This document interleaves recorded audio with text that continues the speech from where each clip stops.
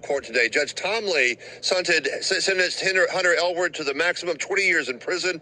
Jeff Middleton got 17 and a half years behind bars.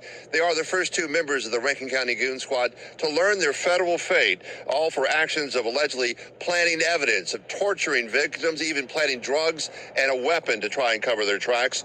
One defense attorney in court today admitted their actions were atrocious. This has been a historic day and historic sentencing. Hunter Elward, the man who shot Michael Jenkins in the mouth, got 20 years in prison. The first member of the Rankin County Goon Squad to be sentenced. His attorney stated in court that if deputies wanted to work overtime for the Rankin County Sheriff's Department, they had to work with the Goon Squad on the night shift.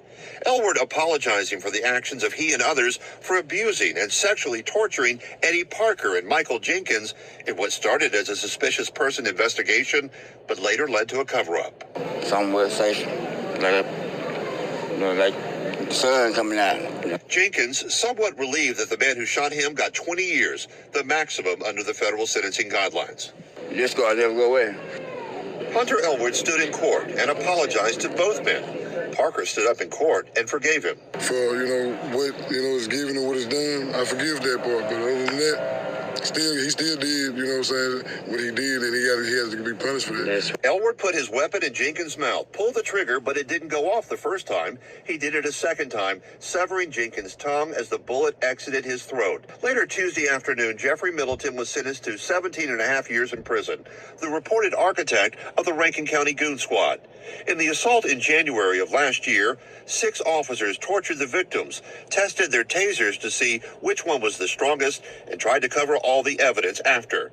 Prosecutors say Middleton said he had no problems killing anybody. Any claim that they didn't have any idea what's going on, I believe, was put to rest this morning. Middleton was a lieutenant who not only took part in the torture, but helped in the cover-up of the evidence. Attorneys for the victims maintain that this was no isolated evidence, but evidence of widespread misconduct by the Rankin County Sheriff's Department and its leadership. As Hunter Elward said through his attorney, you could not, as a deputy, work the night shift unless you signed on to work with the Goon Squad. That means the Goon Squad ran the Rankin County Sheriff's Department. Wow. They ran it. While Brian Bailey was at home, his officers ran his department for him because Bailey didn't care enough to supervise them and monitor them.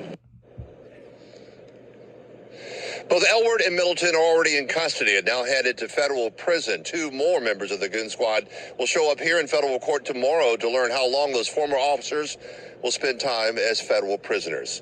We're live outside federal court. Scott Simmons, 16 WAPT News.